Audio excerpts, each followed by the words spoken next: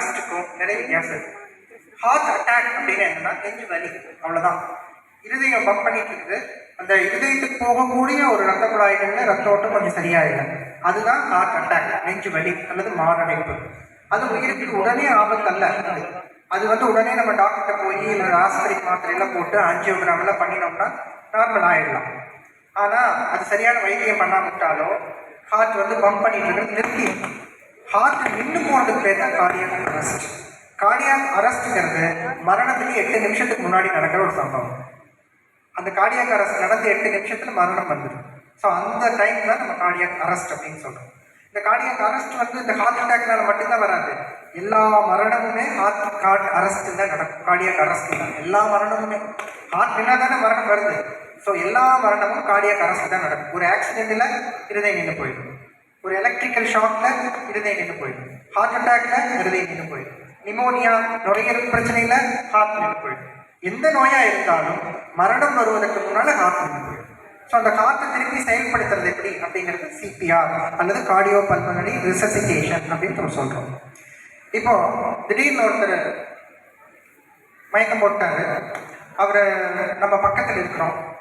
First step என்ன அப்படின்னா, அவர் உடனே உட்கார வைக்கவோ முகத்துல தண்ணி தெளிக்கவோ எந்திரிக்க வைக்கிறவோ முயற்சி பண்ண வேண்டிய அவசியம் இல்லை. அப்படி யாரும் பண்ண வேண்டாம். அவரை முதல்ல தரையிலையோ அல்லது இந்த மாதிரி ஹார்டான சர்ஃபேஸ்லையோ நேரம் படுக்க வச்சு, கை கால்களை நீட்டி நேரம் படுக்க வச்சிடணும். அதுதான். கீழே எந்திரிச்சு உட்கார வைக்கவோ நிற்க வைக்கவோ எடுக்கவோ எதுவுமே ட்ரை பண்ணக்கூடாது. நேராக ஒருத்தர் மயக்கம் போட்டவரை படுக்க வச்சுட்டு நம்ம அடுத்து செய்ய வேண்டியது, அவருக்கு இருதய துடிப்பு இருக்குதா இல்லையா அப்படிங்கிறத பார்க்கணும். அவர் முழு உணர்வோடு இருக்கிறாரா இல்லையான்னு பார்க்கணும். இதுதான். ஸோ இதுக்கு ஃபர்ஸ்ட் ஸ்டெப் அவரை எழுப்ப ட்ரை பண்ணணும். நல்ல சத்தம் போட்டு எழுப்பணும், தட்டி பார்க்கணும். எப்படி பண்றது? இந்த மாதிரி தோள்களில் தட்டிட்டு அவருடைய காதுல ரொம்ப சத்தமா நம்ம போட்டுக்காங்க. என்ன அப்படின்னா, இதுல அவங்க அந்த பறையிசை கலைஞர்கள் சொன்ன மாதிரி நம்ம உணர்வுகள்ல தொடு உணர்வு, வலி உணர்வு, இந்த மாதிரி பல கண்ணு இதெல்லாம் இருக்கு இல்லையா, இந்த உணர்வுகள்ல கடைசியா போறது காது. கடைசி வரைக்கும் காது கேட்கும். சில பேர் மயக்கமா இருந்தா கூட அவங்களுக்கு காது கேட்டுட்டு இருக்கும். அதனால நம்ம யாரையாவது எழுப்புறதுக்கு அவங்களை குத்தியோ குடஞ்சோ வலிக்க வச்சோ எழுப்ப வேண்டியதில்லை. சத்தம் போட்டாலே எந்திரிச்சிருவாங்க. ஸோ சத்தம் அந்த அளவுக்கு மூளையோட ரொம்ப க்ளோஸ்டு. நம்ம கண்ணெல்லாம் உருவாகிறதுக்கு முன்னாடியே காது உருவாயிடுச்சு. பைலோஜெனட்டிக்லி அது ஜெனட்டிக்ல இதுபடி பரிணாம வளர்ச்சிப்படி முந்தைய ஒரு காது. அதனால அதைத்தான் நம்ம முழு ஸ்டிமுலஸ் கொடுக்கணும். இந்த மாதிரி எழுப்பினோடனே அவர் எழுந்திருக்கல அப்படின்னா நோ ரெஸ்பான்ஸ், அவர்கிட்ட ரெஸ்பான்ஸ் இல்லை. இப்போ எழுப்பினோடனே எந்திரிச்சிட்டாரு, முடிச்சு பார்க்குறாருல, கை கால் ஆடுறாருன்னா அவர் அரெஸ்ட்ல இல்லை, அங்கேயே முடிவாயிடும். ஸோ இப்போ அவர் எந்த உணர்ச்சியும் இல்லை அப்படின்னா அடுத்த ஸ்டெப்பு நம்ம சுற்றுப்புறம் எப்படி இருக்கு, யாரையாவது ஹெல்ப்பு கூப்பிட முடியுமா அப்படின்னு பார்க்கணும். நம்ம ஒரு ஆளே எல்லாத்தையும் சமாளிக்க முடியாது. எப்படி எமர்ஜென்சி ஆக்டிவேட் பண்ணலாமா, போலியோ இதுக்கு ஆம்புலன்ஸுக்கு கால் பண்ணலாம், இல்லை யாராவது பக்கத்து வீட்டுக்காரங்க சத்தம் போட்டு வர சொல்லிடலாம், ஒரு ஹெல்ப் கூப்பிட்டுக்கலாம். இது 2வது ஸ்டெப். ஃபர்ஸ்ட் எழுப்பி பார்க்கணும். அன்கான்சியஸ் மயக்கமா இருக்கிறாருன்னா உடனே எமர்ஜென்சி கூப்பிட்டு பார்க்கணும். அடுத்தது இருதய துடிப்பு இருக்கா, மூச்சு இருக்கான்னு பார்க்கணும். இது எப்படி பார்க்கறது பண்ணிட்டாங்க.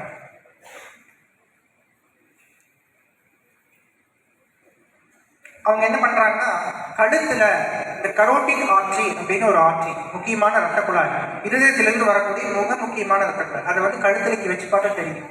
இந்த காதுக்கு கீழே உள்பக்கமா இங்க வைக்கணும். நான் இதுக்கு நடுவில் இங்க வச்சு ஒரு லைட்டா அழுத்தி பார்த்தீங்கன்னா துடிப்பு தெரியும். இதுக்கு பேர் கரோட்டிக் பல்ஸ். இந்த தசைக்கும் இந்த நடுவுக்கும் நிற்க வைக்கணும். இங்கே பெருவிரலை வச்சு அழுத்தி பார்க்கலாம், அல்லது இந்த 3 விரலில் வச்சு அழுத்தி பார்க்கலாம். ஏதோ ஒரு பக்கம் தான் பார்க்கணும், 2 பக்கமும் ஒரே நேரத்தில் பார்க்கக்கூடாது. சரியா? இதை அழுத்தி பார்த்தா அந்த பல்ஸ் தெரியும். இந்த பல்ஸை நம்ம ஃபீல் பண்ணணும். அதே நேரம் அப்படி குமிஞ்சு இந்த நெஞ்சு பகுதி மூச்சு இழுக்கிறாங்களா, இழுக்கும் போது உயர்கிறதா அப்படிங்கிறது பார்க்கணும். இந்த 2 விஷயத்த பார்க்கணும்.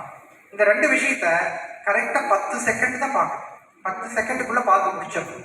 ரொம்ப நேரம் பார்த்துட்டே இருக்கக்கூடாது, அதுலேயே ஒரு நிமிஷத்தை வேணாக்கி இருக்கக்கூடாது. அதே சமயம் வச்சு பார்த்த உடனே பக்கத்துல பல்ஸ் இல்லை அப்படின்னு முடிவு பண்ணிடக்கூடாது. அட்லீஸ்ட் ஒரு 5 செகண்டாவது பல்ஸ் தெரியுதா அப்படின்னு பார்க்கணும். இதுக்கு எல்லாத்துக்கும் நமக்கு மைண்டு கூலாக இருக்கும், டென்ஷன் ஆகக்கூடாது, படப்படப்பு ஆகக்கூடாது. நிறைய பேர் என்ன பண்ணுவாங்க, மைக் போட்டோடனே தூக்கு ஹாஸ்பிட்டல் தூக்கி போகணும். ஹாஸ்பிட்டல் இருக்கிறோம் 60 கிலோமீட்டர் தள்ளி, அங்கே போய் சேரணும் இல்லை. இங்கே நம்ம பண்ண வேண்டிய வேலை என்னங்கிறது ஒரு நிமிஷம் யோசிக்கணும்.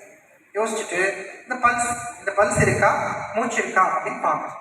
ஒருவேளை பல்ஸ் இருக்கு, இல்லை மூச்சு விடுறாங்க அப்படின்னா அவர் கார்டியாக் அரெஸ்ட்ல இல்லை, சும்மா தான் மயக்கம் போட்டுருக்காரு. மேபி ரத்தத்தில் குளுக்கோஸ் கொஞ்சம் மயக்கம் வரும், இல்லை வலிக்கு வந்தால் அதுக்கப்புறம் மயக்கம் வரும், சோர்வில் மயக்கம் வரும், இல்லை பல காரணங்களால மயக்கமாக இருக்கலாம். அப்படி இருக்கிறவரை நம்ம சீக்கிரம் பண்ண வேண்டியதில்லை. அவரை பாதுகாப்பான இடத்துல படுக்க வச்சுட்டு ஆம்புலன்ஸ் வச்சு ஹாஸ்பிட்டல் கொண்டு போகிறதுக்கான முயற்சி நம்ம எடுத்துக்கலாம். ஒருவேளை அந்த பல்ஸ் இல்லை, மூச்சு உடலை அப்படின்னா நமக்கு அடுத்தது ஸ்டார்ட் ஆகும். அப்போதான் அவர் வந்து கார்டியாக் அரெஸ்ட்ல இருக்காரு, இருதய துடிப்பு இல்லை, மூச்சு உடலை. அப்போ என்ன பண்ணணும்? அவர் அப்பதான் இந்த மாதிரி ஆயிருக்கு, இன்னும் ஒரு நிமிஷம் கூட ஆகலை, நம்ம 10 செகண்ட்ல கண்டுபிடிச்சிட்டோம். இப்போ அவருடைய மூளைக்கு போகக்கூடிய ரத்த ஓட்டத்தை நம்மளால மெயின்டைன் பண்ண முடிஞ்சா அவரை உயிர் காப்பாற்றுறதுக்கு வாய்ப்பு இருக்கு. அதை நம்ம எப்படி பண்ணலாம் அப்படின்னா, அவர் இப்படி திடமான சர்ஃபேஸ்ல படுக்க வச்சிருக்கிறோம்.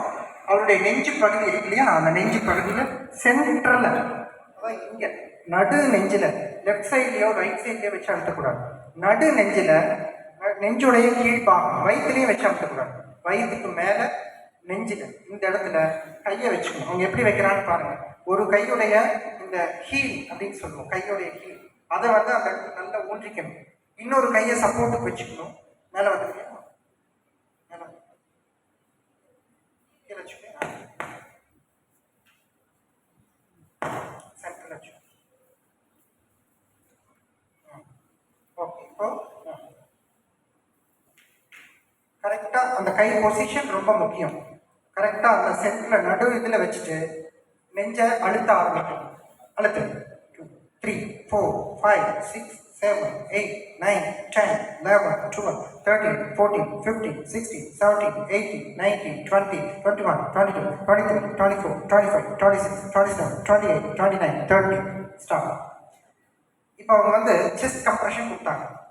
இந்த செஸ்ட் கம்ப்ரெஷன் வந்து நிறைய பேர் சொல்லுவாங்க, சார் நான் நெஞ்சை அழுத்திக்கிட்டே தான் சார் வந்தேன் அப்படிம்பாங்க. ஸோ அந்த நெஞ்சை அழுத்துறதுல ஒரு பிரயோஜனம் இருக்கணும். என்ன பிரயோஜனம்னா, முதுகு தண்டுவடத்துக்கும் இந்த நெஞ்சு எலும்புக்கு இடையில இருக்கக்கூடிய அந்த இருதயத்தை நம்ம அழுத்தணும். அந்த மாதிரி அழுத்தும் போது வெளியிலிருந்து அந்த இருதயம் பம்ப் பண்ணும். அதுக்குள்ள இருக்கிற ரத்த குழாய் வெளியே மூளைக்கு போகும். ஒரு கம்ப்ரெஷனுக்கும் ஒரு பல்ஸ் ஜென்ரேட் ஆகும். ஸோ அது மாதிரி அழுத்தணும். சும்மா இங்கே தடறதுலையோ ஏதாவது ஒன்று இந்த இடத்துல பண்ணுறதுலையோ எந்த பிரயோஜனம் இல்லை. நல்ல இந்த மாதிரி ஹார்டான சர்ஃபேஸில் படுக்க வச்சுட்டு அந்த நடு நெஞ்சில் கையை வச்சு நம்ம அழுத்தணும். ஒரு அழுத்தம். அப்படி அழுத்தும் போது 5 சென்டிமீட்டர் டெப்த் உள்ள போகும். எலும்பு முறிஞ்சு போயிருமோ, ஏதாவது ஆயிருமோ கவலைப்படாதீங்க. ஏன்னா நம்ம வந்து இந்த ஆட்டோ கேப், சைக்கிள் கேப்ல ஆட்டோ ஓட்டுற மாதிரி அந்த உயிர் போகக்கூடிய அந்த கேப் இருக்கும் இல்லையா, இருதயம் நின்று போச்சு, மூளை உயிரோடு இருக்கு, அந்த கேப்ல இருக்கும். இந்த கேப்ல நம்ம வந்து சைக்கிள் ஓட்டுறோம். அப்போ என்ன பண்ணணும்? நல்லா அழுத்திதான் ஆகும். எலும்பு முறியும் என்னங்கிறத பற்றி கவலையே பட வேண்டாம். அப்படி நல்லா அழுத்த ஆரம்பிக்கணும். 5 சென்டிமீட்டர் டெப்த், இது ஆழம். அடுத்து இந்த வேகம், எவ்வளவு வேகமா அழுத்துறோம்? மெதுவா அழுத்து 1. இப்போ அவளோட டெப்த் பத்தல, ஆழம் பத்தல. இப்படி மேலான அமுத்து பிரயோஜனம் இல்லை. அந்த கரெக்டான டெப்த் இருக்கணும். நல்ல டெப்த் கொடுக்கும். 1 2 3 4 இந்த டெப்த். அடுத்து ரேட்டு, எவ்வளவு வேகமா அழுத்தணும் அப்படின்னா, ஒரு நிமிஷத்துக்கு 100 to 120 தடவை வரணும் கம்ப்ரெஷன்ஸ். அதாவது ஒரு செகண்டுக்கு ஆல்மோஸ்ட் 2 கம்ப்ரெஷன் வரும். சரியா? மெதுவா 1 2 3 இப்படி அழுத்தி பிரயோஜனம் இல்லை. அதே மாதிரி சில பேர் வேகமாக அழுக்கிறாங்க, 1 2 3 இப்படி அழுத்தினாலும் பிரயோஜனம். வேகமாக அழுத்தினா என்ன ஆகும்னா, இருதயம் சரியான அளவு விரிவடைய முடியாது. அப்போ திருப்பி ரத்தம் ரீஃபில் ஆகணும் இல்லையா, அப்போ தானே அடுத்த பல்ஸ் ஜென்ரேட் பண்ண முடியும். அப்போது அந்த போதுமான இடைவெளி கொடுக்கும். கரெக்டாக அந்த ரேட்டில் அழுத்தணும். கம்ப்ரெஸ் பண்ணு. 1 2 3 4 5 6 7 8 9 10 11 12 13 14 15 16 17 18 19 20 21 22 23 24 25 26 27 29 30. ஸோ 30 கம்ப்ரெஷன்ஸ் சரியான அளவில் இந்த கம்ப்ரெஷன்ஸ் கொடுக்கும். இப்போ மூளைக்கு ரத்தம் போக ஆரம்பிச்சிருச்சு. 30 தடவை கொடுத்த உடனே அடுத்தது சுவாசம் இல்லை, நுரையீரல் இயங்கலை. அப்போ ப்ரீத்திங் கொடுக்கணும், ரெஸ்டிவ் ப்ரீத்திங் கொடுக்கணும். இப்போ 2 ப்ரீத்திங் கொடுக்கலாம். ஒரு ப்ரீத்திங்க்கு 1 செகண்ட் எடுக்கணும். அப்புறம் மறுபடியும் ஒரு ப்ரீத்திங் அடுத்த செகண்ட். 2 ப்ரீத் கொடு. 2 ப்ரீத் அவங்க கொடுத்தாங்க. இப்போ வந்து நம்ம ஒரு எக்யூப்மெண்ட் வச்சிருக்கோம். இது ஆம்பு பேக். இதில் வந்து நமக்கு ஒரு மாஸ்க் இருக்கு, முக்கான வடிவ மாஸ்க் இருக்கு. மேலே மூக்கில் வச்சு இப்படி நல்லா அமுத்தி நம்ம கொடுக்குறோம். அதுக்கு முன்னாடி ஏர்வே ஓப்பன் பண்ணிடுறோம். கழுத்தை வந்து இப்படி குமிச்சு இருந்ததுன்னா காற்றுக்குள்ளே போக முடியாது. கழுத்தை குமிச்சு படுத்துருக்கிறோட கழுத்து செஸ்ட், அது ஹெட் டில்ட், அப்படி கழுத்தை டில்ட் பண்ணிக்கணும். படுத்து கழுத்து அப்படி மேலே திருப்பி இந்த தாவா கொட்டை இருக்குல்ல இது மேலே தூக்கி கீழே போச்சு நீங்கள் அழுத்தி மூச்சுக்குள்ளே ஓப்பனாக இருக்கு. அப்போ இந்த மேலே தூக்கி விட்டோடனே இந்த ஏர்வே வந்து ஓப்பன் ஆகிடும். ஏர்வே ஓப்பன் பண்ணதுக்கப்புறம் இந்த கருவி இருந்தால் இந்த கருவி கூட கொடுக்கலாம். பட் அரெஸ்ட் போகிற இடத்துல இந்த கருவி நமக்கு கிடைக்காது. அப்போ என்ன பண்ணணும்? அப்போதான் மவுத் டு மவுத் ப்ரீத் கொடுக்கணும். மவுத் டு மவுத் ப்ரீத் நம்ம மூச்சு இழுத்துட்டு ரொம்ப இழுக்க வேண்டியதில்லை. நம்ம சாதாரணமாக எவ்வளோ மூச்சு இழுக்கிறோமோ அவ்வளோ மூச்சு இழுத்தாலே போதும். ஒரு தடவை மூச்சு இழுக்கிறது நம்ம 500 ml காற்று உள்ளே இழுக்கும். அந்த 500 ml காற்று உள்ளே இழுத்துட்டு நல்லா திருப்பிட்டு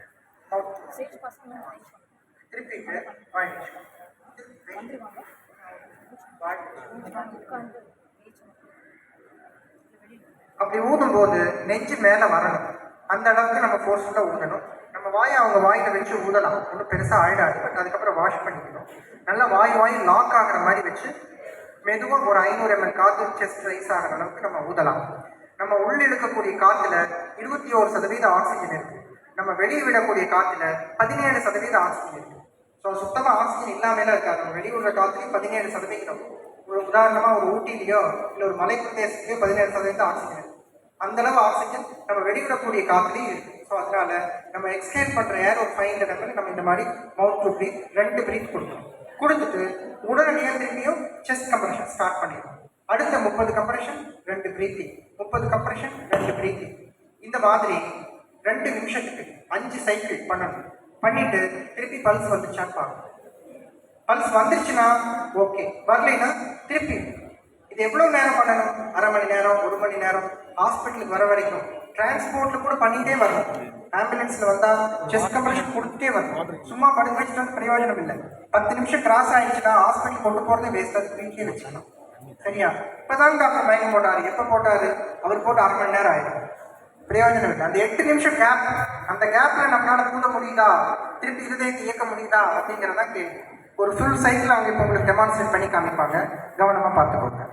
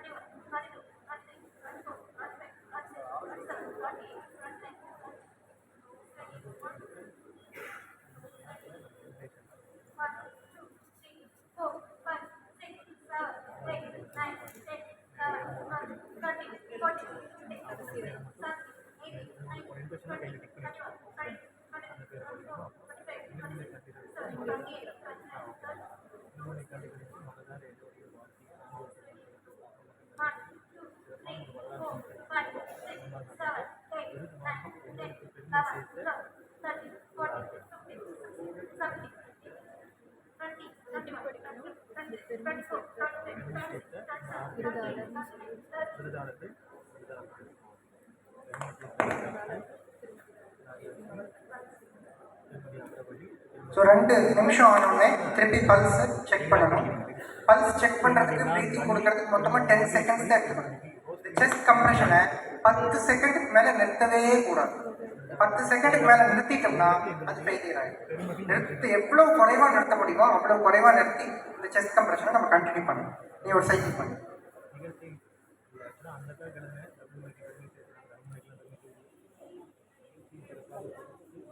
இந்த மாதிரி கம்ப்ரெஸ் பண்ணும்போது முழங்கைகள் நேராக இருக்கணும்.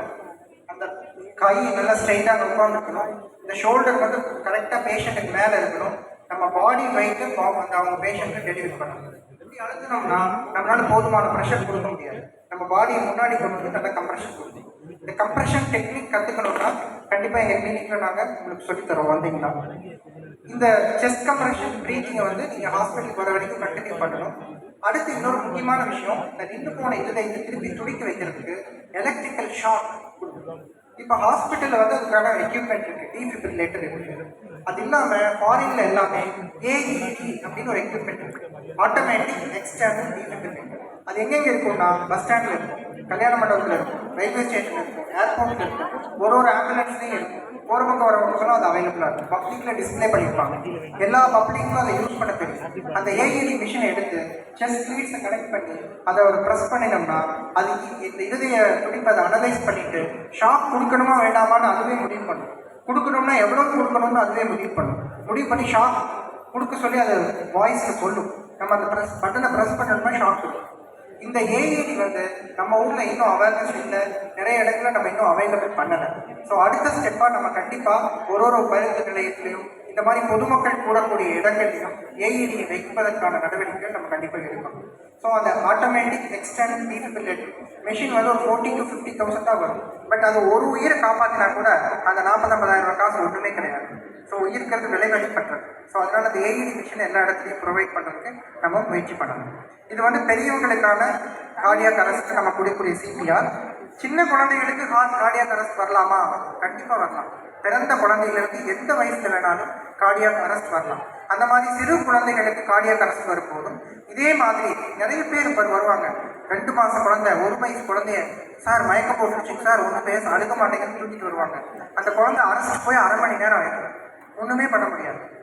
ஸோ அந்த பெற்றோரே அந்த சிபிஆர் ஸ்டார்ட் பண்ணியிருந்தாங்கன்னா அந்த குழந்தையை காப்பாற்றுவதற்கான வாய்ப்பு ரொம்ப அதிகம். பெரியவங்களை கூட சில சமயம் காப்பாற்ற முடியாமல் போகலாம். ஆனால் அந்த சின்ன குழந்தைகள் அரெஸ்ட் போனால் இந்த சிபிஆர் கொடுத்தா காப்பாற்றுவதற்கான வாய்ப்பு மிக மிக அதிகம். அதில் ஒரு சின்ன சின்ன மாறுபாடுகள் என்ன இருக்குது அப்படிங்கிறத மேடம் சொல்லுவாங்க. தேங்க்யூ.